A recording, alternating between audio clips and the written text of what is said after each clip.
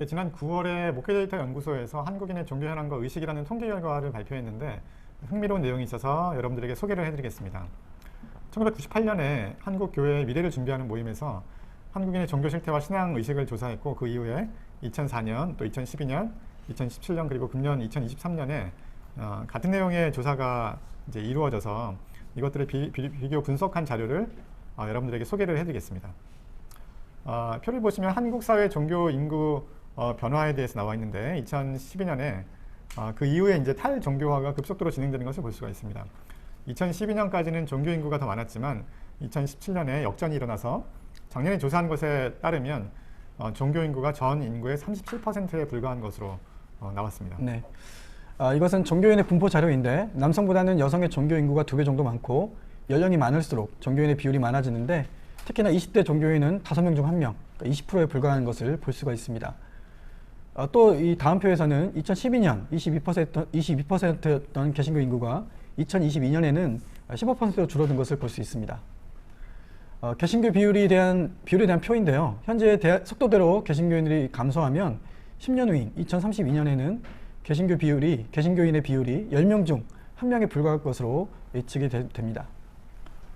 그리고 무종교인의 과거 종교를 조사했더니 과거 종교가 개신교였던 비율이 66%로 타 종교보다 월등히 많았습니다.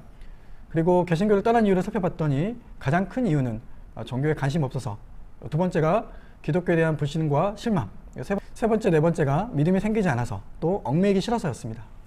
한국 사회에서 개신교뿐만 아니라 전체적으로 종교 인구가 감소한 것을 보면 발전한 사회일수록 과학이 발달하고 이성적 또 합리적 사고가 보편화되는데, 이런 사회에서는 종교 인구가 감소하는 그 서구 사회의 전철을 밟고 있는 것이라고 생각이 됩니다. 첫 번째, 세 번째 응답, 종교에 관심이 없어서 또 신앙심이 생기지 않아서는 한국 사회 발전과 함께 세속화의 영향이라고 볼 수가 있겠어요. 이것을 막기는 쉽지가 않을 것 같습니다. 하지만 두 번째 이유, 기독교에 대한 불신과 실망은 전적으로 한국 교회의 책임이라고 생각이 되고요. 교회 목사님들과 교인들이 선교를 막는 장애물이 되고 있는 것이 우리 안타까운 현실입니다.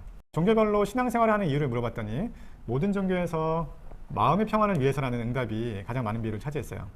지난 2017년 조사까지 개신교에서는 구원과 영생을 위해서, 즉 천국 가기 위해서 신앙생활을 한다는 비율이 가장 많았지만, 이번 조사에서는 천국이 아니라 마음의 평안을 위해서 개신교인이 신앙생활을 한다는 그런 비중이 가장 컸습니다. 교회에서 아무리 천국을 얘기해도 교회에 와서 더 마음이 불편하고 혼란스러우면 교회에 올 이유가 없는 것이에요. 교인들의 필요를 채워주기 위해서 어쩌면 교회 목사님들이 천국 복음보다는 평안의 복음을 전해야 할 수도 있을 것 같습니다. 종교교리 인식에 대한 동의를 보면 개신교인 중에서 종말론을 동의하는 비율이 50%에 불과해요. 우리가 흔히 개신교는 직선적인 역사관을 갖고 있다고 하죠. 불교는 윤회로 대표되는 순환적인 역사관을 갖고 있다고 합니다. 개신교에서는 창조가 있고 또 하나님의 계획에 따라 역사가 진행되다가 종말이 있다고 얘기를 해요. 그런데 이런 종말론에 개신교인의 절반은 동의하지 않는 겁니다. 일반적으로 교회에서 기독교에만 구원이 있다는 배타적인 구원론을 가르치지만, 여러 종교의 구원이 있다는 종교다원론을 믿는 개신교인이 32%라는 것도 상당히 흥미로운 결과입니다. 이 표에서는 개신교 중 그러니까 하나님의 존재를 믿지 않는다는 비율이 30%에 달하는 것을 볼 수 있습니다. 이 자료를 통해서 교회를 다니면서 또 스스로 개신교인이라고 생각하는 사람 중 30%가 무신론자라고 보기는 어려울 것 같습니다. 오히려 우리가 흔히 교회에서 가르치는 하나님의 개념, 고전적 유신론이라고 하는데요. 어떤 초월적이면서 전지전능하고 또 선한, 인격적인 하나님의 존재를 믿는 비율이 70%라고 보는 것이 맞을 것 같습니다. 고전적 유신론 이외에 만유재신론, 범재신론이라는 것이 있는데, 다른 신론을 받아들이는 비율이 나머지 30%라고 보는 것이 맞을 것 같습니다. 하늘나라, 천국을 믿는 비율도 역시 80% 정도가 됩니다. 차원이 다른 곳에서 이루어지는 하나님의 나라를 생각하는 비율이 70%라면 나머지 30%는 아마도 이 땅에 이루어지는 하나님 나라를 생각하는 것 같습니다. 종교별 윤리 문제의 인식을 보면 이혼, 인공유산, 음주, 흡연, 혼전성관계, 동성애 등의 이슈에서 개신교인이 가장 보수적인 성향을 보입니다.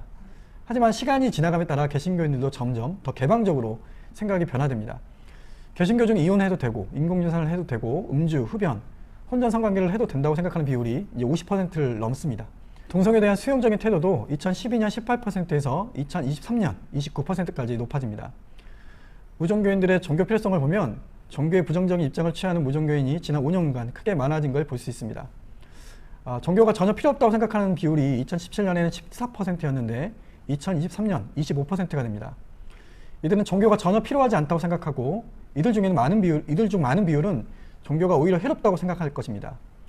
많은 수가 공격적 무신론자라고 생각되는데 이들이 이렇게 늘어난 이유는 종교가 사람들에게 평안을 주고 또 사회 안녕과 통합에 기여하기보다는 오히려 사회 부정적인 영향을 끼치기 때문이라고 생각할 수 있습니다.